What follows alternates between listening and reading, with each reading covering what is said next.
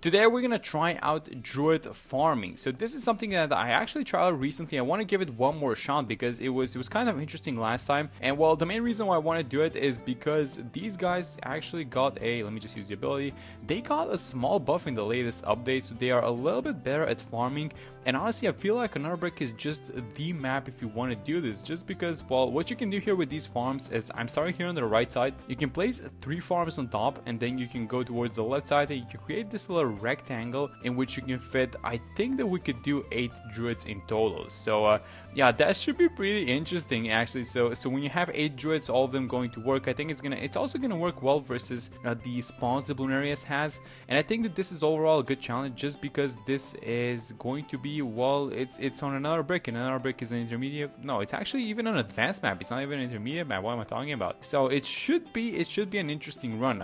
There's also paragon limits. Instead of 4 we have 3 paragons, so we have to kind of start thinking about what we want to defend with and how this whole run is gonna go. So as you guys can see, this dark monkey isn't even defending by itself, so we're going to need to give it a little bit of a helping hand. Okay, so you know what, let me just do this. Let's do something like attack here just to kind of stop a little bit of these leaks, and then we are probably going to have to start buying and upgrading a druid as soon as possible, honestly. So let me just get this thing to like 200, and after getting this second farm to 200, I'm just gonna start working on the druids probably. Oh my god, that's 2 lives left. No, we have to defend. Okay, this is all on the tag zone. Like, this thing needs to defend and pop everything or we're toast. Oh, that was a panic there, monkey, but I think I had to do it. Okay, so the mana shield activated. We have 7 lives to get $1,050. So hopefully we get it now. Yes, there it is. I think we stabilized, guys. It's still lives, but I think this is gonna be fine. Okay, so back to farming. Yeah, so let balloons incoming, and here's what I want to do. Let's first off upgrade this thing and give it the extra range. I could have gotten the let me just buy this. I could have gotten the top pad, but I feel like the range is more important because it's gonna allow it to reach even more farms. And that's kind of the thing that we're looking for. I think that just spending a little bit more money on the sniper is a lot better than just sacrificing the extra range for this guy. So let me start actually placing these tech bots. I should probably have them here on the top side. I want to buy 8 druids, but let's buy them slowly because I don't want to be clicking these abilities. So let's just automate everything. It's gonna make a lot of money, and that's, I guess, it's a little bit of the tedious part of the process as well, because, well, you don't want to be spending that much money on tech bots as well, because these guys actually cost monkey money. So there's that. So let's get this guy. This is gonna be druid number 2. So we have 1 already hooked. And honestly, we're looking to stall the rounds, but I'm not actually going to be doing that. I mean, it's ideal if you stall the round so these abilities can come off cooldown, but I'm not actually going to try and do that. That's going to delay the game way too much. So let's just play it like this, get the second druid. So we have 2, it's round 34.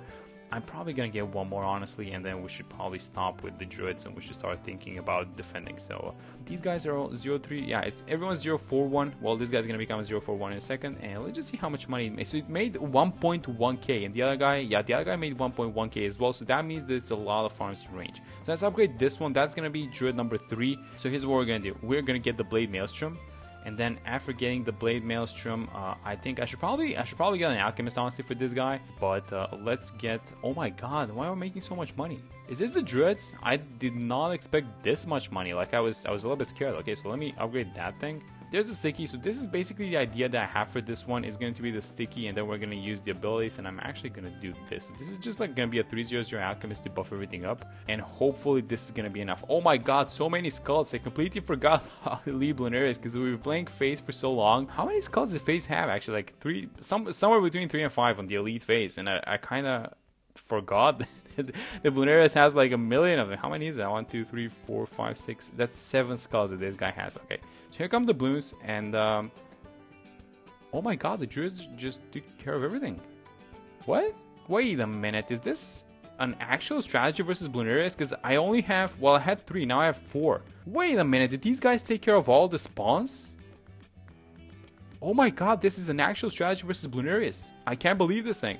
So these guys, starting from the recent update, they farm a little bit better, but their vines now do 2 damage instead of 1, and I feel like that extra +1 damage is basically just destroying everything the Bloonarius is sending. Okay, so I should probably switch one of these guys to first, actually, because the way the vines are targeted is by the druids targeting. So so if the basically the druids is set on first, is gonna target the vines are gonna target the first balloons as well, and we kind of need a little bit of cleanup. And Oh my god, that's so much better. Yes, this is... Okay, so let me place the farms first, actually, and then I'm gonna place the druids. So like this, this, and this, and hopefully we can fit 2 more druids. So like that, and yes, perfect. Okay, so all of these druids are maxed out. So all of them are 0, 4, 1. Some of them are set on first, some of them are strong just to kind of deal with the residuals.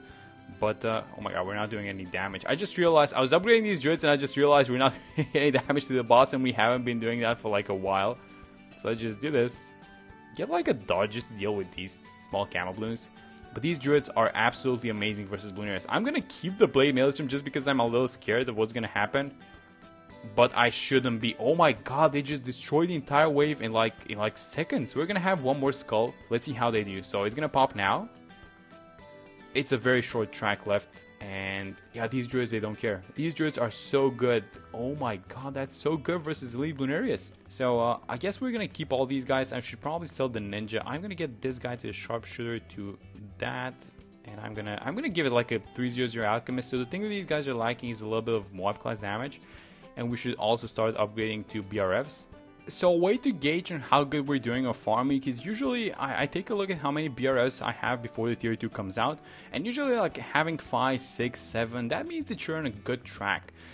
Now we have, well, we've got 6 BRFs, but the thing is we also have like a million druids that are also making money, so I feel like we're doing a lot better than we would normally. So I'm really happy about how we're doing with farming in general, but the thing is this is kind of a shorter map, so we have to start thinking about the boss. So first off, I want to have the Glaive Lord actually, because, well, if we get the mat and we don't have the Glaive Lord, then that's a little bit of an issue. So let's sell both of these guys, get a little bit of cash going, and...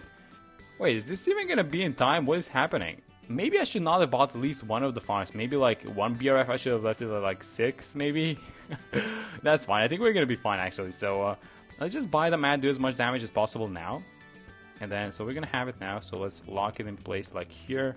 Let's use the ability, and you know what, I'm probably gonna give it a little bit of attack speed, because why not? And then let's start doing some other things. So let me first off get this thing. I'm gonna get an overclock. So let's get the overclock and let's start overclocking our mat. Let's use the ability, and you know what I'm gonna do? I'm gonna buy a favorite trades boat so that I can get extra sellback on the mat. Yeah, we're gonna have to move this thing. This is basically the map problem now though. So let's sell the mat, which is not gonna do anything, and let's rebuy it. I guess over here we can rebuy it like somewhere over here. Get it like this, get the mat again, let's lock it in place, let's overclock the mat, and let's give it a little bit of attack speed. I should probably give it an NG, because why not? So let's have like a 3/0/0 NG, and let's use the ability now. And I think this should be fine, honestly. I think, well, we're kind of late on defending it, but I think we're going to be fine in general. So let's kind of micro to get rid of these spawns. This is actually a tight Bloonarius, I'm going to be honest. I expected it to be a little bit closer, but not this close, honestly. So this is looking like a fun event. I mean, we're gonna have to see what happens on the other tiers, but this looks like it's gonna be super fun. It's kind of close, but we take it down. Okay, so let's sell the mats, sell basically everything around it, I think. And let's do this. Let's get the Banana Essential, and I think it's time to move on from Druid Farming. So do I want to buy the Monkeyopolis? Probably not. So let's use this overclock on this thing on the Banana Central. And let's start. What am I doing? Do I want to keep these druids up until around 80, or do we switch to BRFs? I think I'm going to keep them, honestly. So let's buy as many BRFs as possible and maybe get some other 5th tiers farms, and then we're going to see what happens. So do it like this. I'm going to buy a couple of BRFs. Okay, so all of this space is filled, and I feel like we have to get rid of these druids, guys. We can make a lot more money if we just sell them. So I'm just going to do that. I'm going to sell the druids. Well, first off, I want to take about this NG, which is going to go into the Banana Essentials. Here's what I want to do. I want to do this. First off, can I fit a farm? I think I should. Yeah, there we go. So we can fit a farm. This is going to be a 4-2-0. And then here in the middle, I want to do 2 things. First off, I want to get this thing so that everyone in range makes a lot more money. And second, hopefully I can... Yeah, there we go. So we left a little bit of space for this guy, for the banana farmer. And there it is, so we don't have to worry about collecting all of these guys. And then we have the Wall Street collecting from everyone else. Okay, so that should be nice. So we need more space. So if you guys didn't know, you can remove the bricks on the side, and you can free up a lot of space. So let's do that, and let's start placing a little bit more farms. Okay guys, it's time to think about defending. So I bought a couple more farms here on the left side, and it's time to start thinking about what we want to do. So I'm gonna buy the Dark Paragon, and I'm gonna take a risk on it. but then we're gonna have to see how we want to defend the bottom side. So I actually don't even have an idea on how I want to do that. So hopefully the Dark Paragon kind of takes care of everything because, well, if things are leaking at the bottom, I guess I'm gonna keep the Glaive Lord just because it's already there. But hopefully this is enough for us to defend. So I'm gonna start saving up some money now, and then hopefully we have enough money for the tier 3. Okay, so I don't think this is looking good for the Dark Paragon. I mean, I'm gonna buy it, but let me just show you guys what I think is gonna be happening. So we're gonna have the money in a second. So let's buy it now. Actually, you know what? I'm even gonna do this. I'm gonna give it the super bill. So just buy this thing, and yeah, so that's kind of the problem. You can buy the super bill, and I think this is exactly the problem. So these leftovers, if they make it past these balls, they don't just bounce here on the bottom side, we have a huge problem. So you know what I'm gonna do? I'm gonna start getting ready for the Dark Paragon on the bottom side actually. So maybe, is there like a small spot? Yeah, there is. So let me just buy one of these guys, like the crossbow. And if this isn't enough, I mean, if this guy doesn't defend, he's like degree 31, but if he doesn't defend this thing, I really need these guys to keep bouncing back towards the bottom side. I mean, it's already there. We might even have this thing. Honestly, yeah, so there goes the boss. And how are we doing versus this thing? It's gonna be a bad versus a crossbow master and a boomer. They're gonna take it down. What do you guys think? I'm gonna buff them just in case.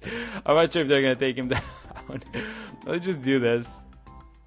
And yeah, there we go. Okay, nice. So we defended. That's amazing. So we can keep the Dark Paragon, I guess. This is an amazing tower versus all of the bosses. Maybe we can even try and make it stronger, but nah, let's just keep it as degree 31.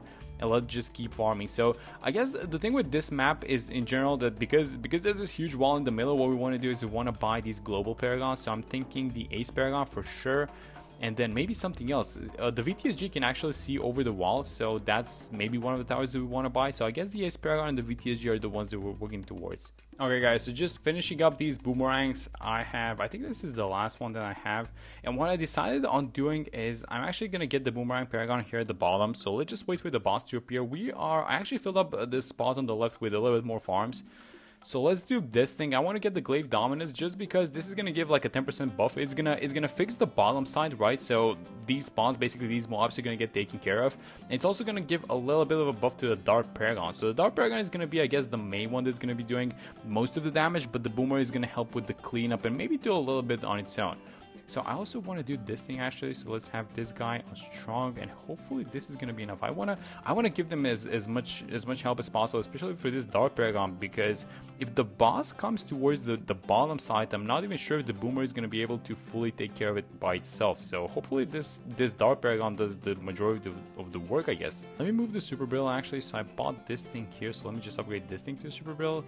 We have the sniper. What are we missing? We're missing the glue, but I don't think we're gonna need it. So look at this thing. That's so interesting. So the tier 3 and the tier 4, they popped at the same spot basically, and the only difference is that we've got what? We've got this thing, and we buffed the Dark Paragon by 10% by giving it more attack speed. That's really interesting, but they popped at basically the same spot. So there goes the tier 4, and for the last one, we're gonna need a lot more damage because this thing usually has 40 million HP, and I don't think there are any modifiers. So I'm gonna see you guys in a second with the VTSG and the Ace Paragon. Okay, so let's buy the Ace Paragon first, and this is gonna be degree 34, I think it was. Yeah, that's fine. It's not too much, but it's gonna be fine. Let's set the point at which we're going to use the ability, and let's set it to Wing Monkey. And I think it's just the VTSG left over. And here it is, the VTSG. So let's upgrade it. Let's give it the range upgrades, and let's give it, the usual buffs. So let's give it the Permabrew.